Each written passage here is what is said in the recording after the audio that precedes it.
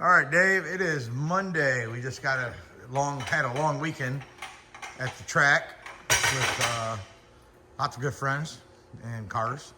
And Blue Car really did good, honestly. Yeah, honestly, I mean, it nailed down the numbers pretty good. That's some good.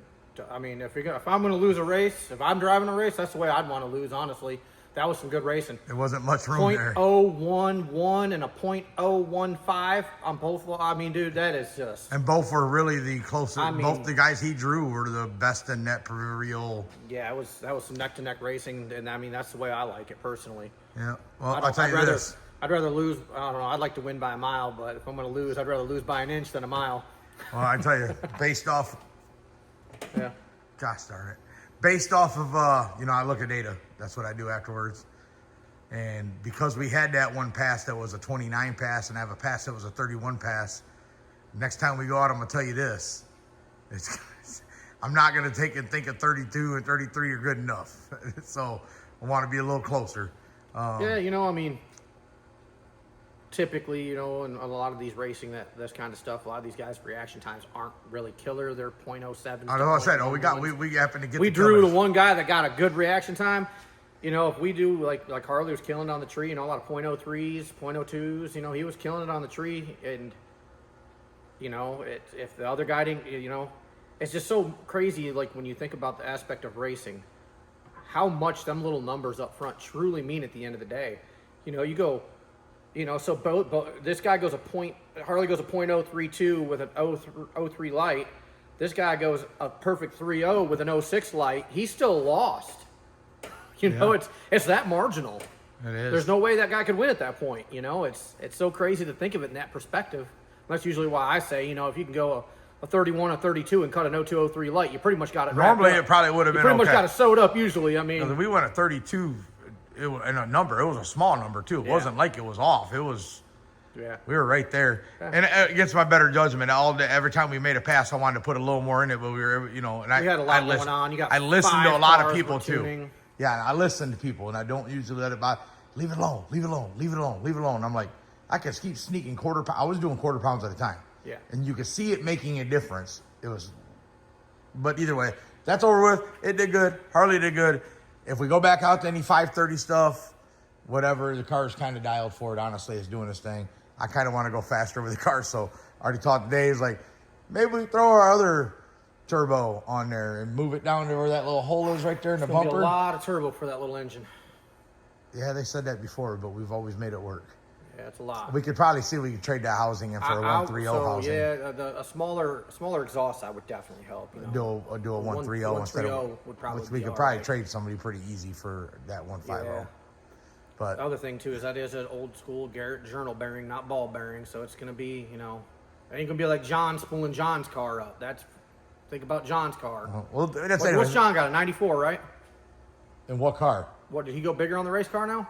The race car's got a 104 NLX. 104 NLX. Now he had a 94 on it, I thought. He started 94, went to 98, went to probably 104 now.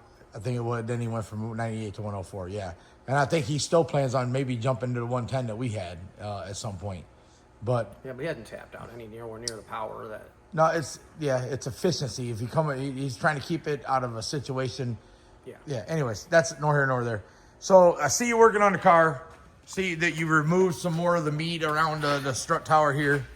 Got a lot of it cleaned up. I mean, honest to God truth, it looks good. Where are we at now? What is the next step here? So in the essence of trying to make this car a lot more rigid, like we've already kind of talked about. Some people saw the pictures. I don't know that we've done a video yet. That guy's going to be right there. We might have had it in a video already. I don't know. I did. We already talked about it a little bit. We're going to be running bars through the factory frame. Normally, you plate it right here and you just weld the bar on for the front part. That's like all the Team Z kits and stuff. We're going to go a little bit further. We're going to take this bar all the way through and tie it back in to our main cage back here. And then our forward bar that we used to have, our upper bar, is going to come down and tie into that bar. That way our motor plate can come and tie in here. It can tie in here. Everything's tied in and rigid. We've been fast with the car. We'd been 107 60s with the way it was set up, but the chassis was moving a lot, and if you ever caught in any of our videos previous, you know, like the wastegates were smashed, the tubes were smashed from the wastegates because the engine was moving probably every bit of an inch and a half or something like that. I'd imagine. It was 3/4 of an inch before it could touch the pipe, and it was ended smashed in in 3/4 of an inch. So it was moving about an inch and a half. The whole engine, when the car was twisting, the engine was smashed. Yeah, basically, everything was just twisting. You know, the best way. I don't know if you're trying to sell me a twist or if you're dancing over here. Dancing. Are we doing the Monster Mash because it's October or something? That's what it kind of looked like. Yeah, we could. Monster Mash. Anyway. Now I'm gonna have that song stuck in my head for Yep. a while. So. Yeah, we're gonna get this chassis stiffened up for all the crazy upgrades we have coming for this thing to make a bunch of power. Well, I mean, everybody that we were going to be racing decided to go billet, decided to go lighter, decided to. So now, to keep up with the Joneses, we're going to have to do something. So we don't know what it is yet, but I'm going to tell you right now, that big block we worked on this weekend. After that was like the big block. Easy button. Yeah, after working on after sending that big block down the track, you know, and actually being on the other side of the big block, I'm a fan of big blocks. Yeah. I hate to say it. Trust me, dude. It was like, 16 pounds of boost. Okay. Oh, dang near went with the fastest we've ever gone in this thing on 16 pounds of boost in a heavier car. I mean, yeah, he went a 470, and a 7. Well, we don't know what went to the quarter. It went a 7.0, but he was on the brakes and shoots out.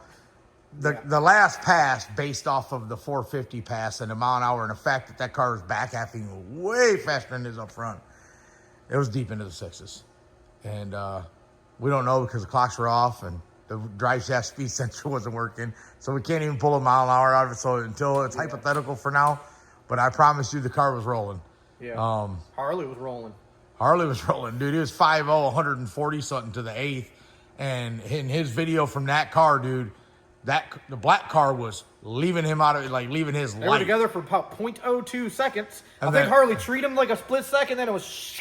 Dude, that car was running out, and I was like, that was going fast. Is the bad part. Like that went sevens. I mean, guaranteed. Easy. All day. I mean, it went a 5. What was it? 509. 507. 507. I thought they said 5000 when I was but it was 507. 507. I mean, the mathing it out, you know, is 790s. Yeah. Bottom 790s. The car did good. It was spun one time, I think. Did it spin one time? Maybe it didn't spin one time. I don't think it ever spun. Oh, the better half spun once. But I'm pretty sure it was light on air pressure and had oil on that side of the car. Definitely was light on air pressure. We bumped that up a pound, actually a pound and a half cold. Yeah, well, it was working. We went from starting at 16 cold to 17 and a half cold.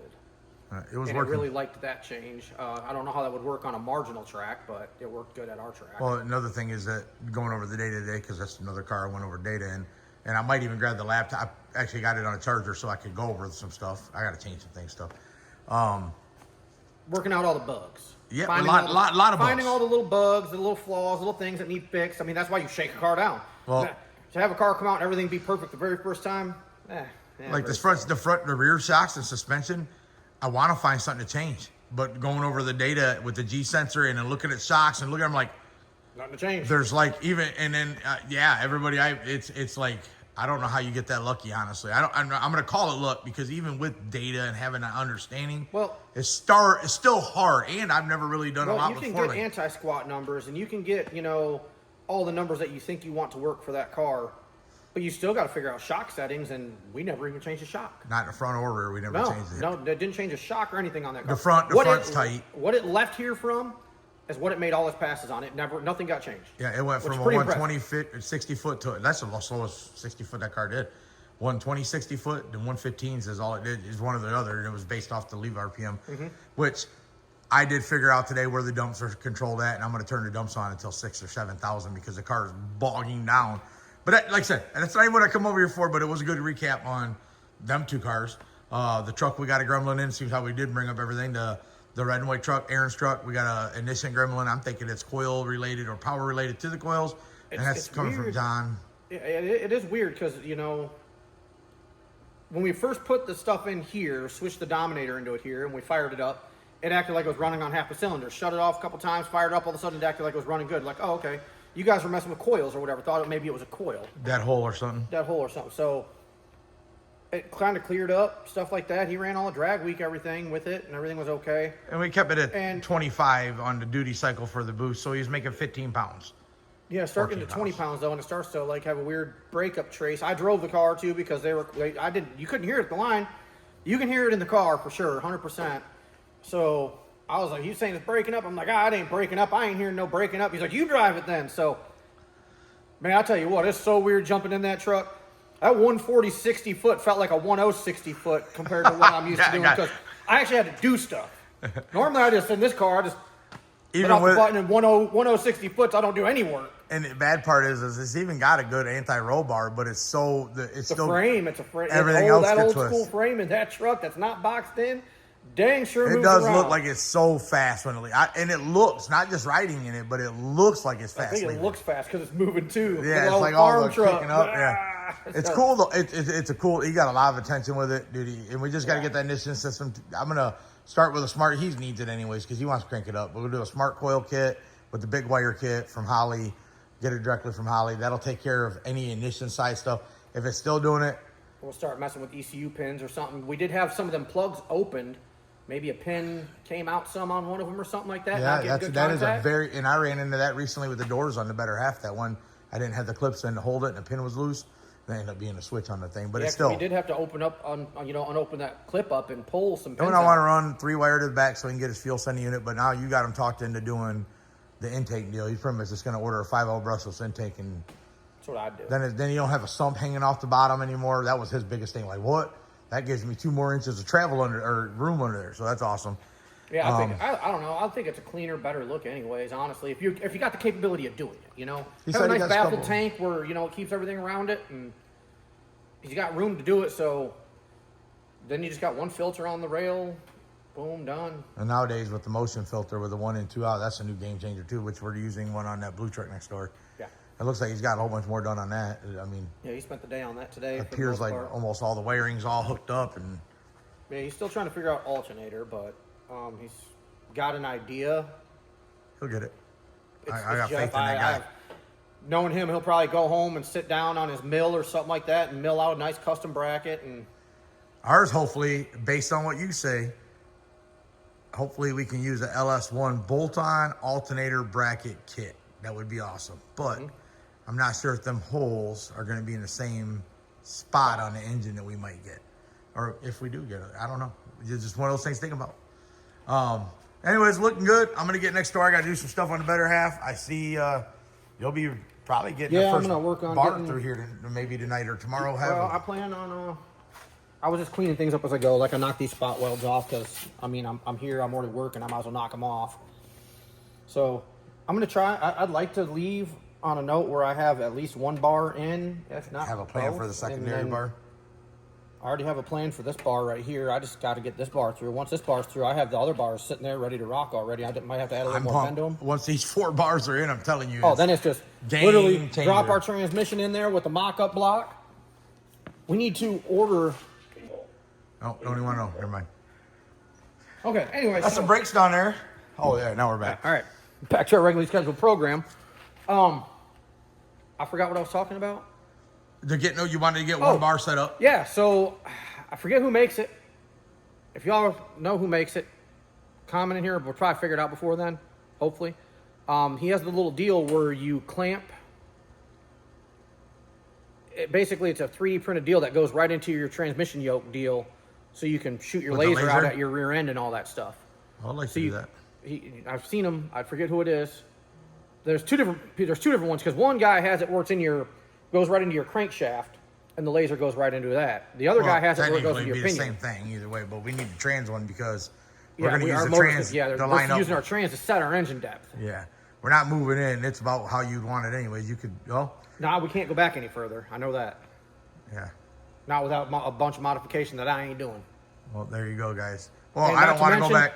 Well, yeah, not to mention we already were in a position where we're still fighting wheelies, so moving it back more isn't going to help us. Yeah, and I don't want to move bars right now at the end of the year. I would like not to, just because it works enough right now. And keep in mind, when it was wheeling, we're not getting after it early, and that's part of the problem. If we get after it hard early, which with the 3, it's hard with the 3. Well, with the 28s and the 370 rear gear, we already know we can go 107 60s on this bar setup. No, well, we don't know this bar setup with that because we haven't been on this bar setup with that. That was last. Everything's changed since then. Ride heights, everything's changed. Yeah, but I'm confident we could. I think we can go 103 or 104 without changing anything substantially. Yeah. Like it's going to be a shock adjustments here and there, or it may be tightening the spread on the rear bar one more. I'll tell you what. At the end of this month, they got a big race up at 131. That's a no-time race. I heard they got some big guys coming in too. Be cool to hang with some of them. I think we should go swing. I mean, the air would be good, I'm sure. Track would be good, I'm sure.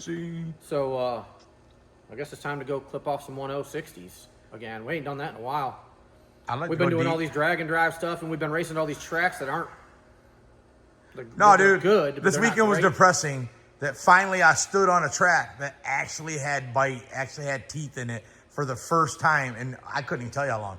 Like everybody claims the track you're at is gonna have a good. Oh, dude, the surface is gonna be amazing. And I get there and I'm like, this is your idea of amazing. If you ain't been to 131, everybody else sucks. And I mean, we've been to tracks that are good. Like South Georgia had a good surface. Yeah.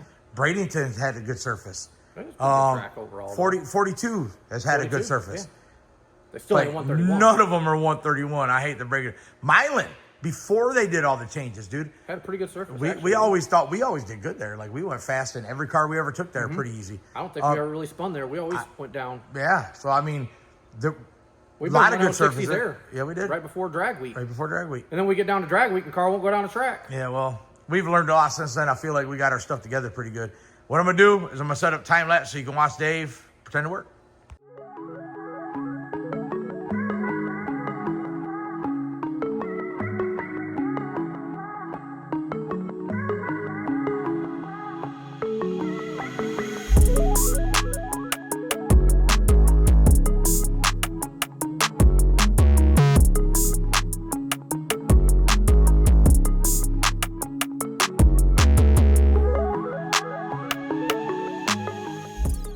All right, y'all. Quick end of the day update. I'm hot. I'm sweaty. I'm nasty. There's a lot of layers up in here. Up in here. Up in here. Y'all gonna make... I was literally just listening to that song. Funny I'd say that. Anyways, so frame rails opened up. Got all the area that bolts the K member on. So there's brackets. These guys are down in here normally like this. Bolts run through these to stop everything from squishing when you bolt your K member in up here. What we're going to be doing is sleeving this tube with another tube that comes through there and comes through there when we put this bar in. So that'd take care of that. The general idea, you see it runs through. We'll put the caps and stuff back on the frame rail. So all the frame rail's there. It's actually, you want to be technical, it's actually heavier. It's got more bar and more weight in it, but it is stronger. What's up, everybody? Thanks for all the love the last couple weeks on all these videos. Appreciate it. Love all the new shares. The subscribers. Thanks to Steve for the shout out. Kevin at KSR for the shout out. Just so everybody's aware, dude, we're all get along. It was a team effort. Everything with that car took everybody. It was a pleasure to work with. And we're not done yet. It's right back there. I'm actually working on it tonight. We still got some things to do. I'm working on wiring the headlights. But I definitely want to say thank you, Steve. Thank you, Val. Thank you, Kyle. Thank all of the Morrises. Thank you, Kevin at KSR. Kevin Smith, of course. Me and Kevin talk, well, during this process almost daily. There's been a lot of questions, trying to figure out where things were, what was going on. And he was a godsend because without him, it would have been super tough and took even longer. And these things already take long enough. So you guys make sure you guys are being, go over and like and share his content. Make sure you subscribe to his channel because he does a great job. I just been watching the video. I didn't even watch YouTube, to be honest with you, before we started doing this. I really don't have time to watch YouTube. But now I'm watching Kevin and Devin Vanderhoof, and I watch some of Steve's videos, of course. And Some of my other friends, Barnbelt Dreams, which is Harley, which is our camera guy for most of the time, and he works our front counter and races our blue car. He does a lot of stuff. He wears a lot of hats. But I'm going to do the wiring. I got all the stuff laid out right here that I'm going to need. I'm just going to pin out the inside harness for the headlights and marker lights. So I'll put a time lapse up, and you guys can watch me get this wiring pinned out and get it ready to go in the car. And then maybe this week, later this week, I'll get the whole front end wired. And then what I'm going to do is have them make mounts inside of the front end so that the wiring is attached to the front end. So you just reach in, unclip it, and pull the whole front end off. I don't know if anybody else noticed in the video, though. How good do them lights look? I really dig those lights. I think when the car is wrapped and the way they got almost like a snake look. And I want to do a factory grill. I really told Steve I don't want to do the cutouts. I would like to just do a factory grill. We'll mount it in, and then we'll do some kind of cover to cover it when it's on the track. All right, we're going to get into work now, guys. Thank you.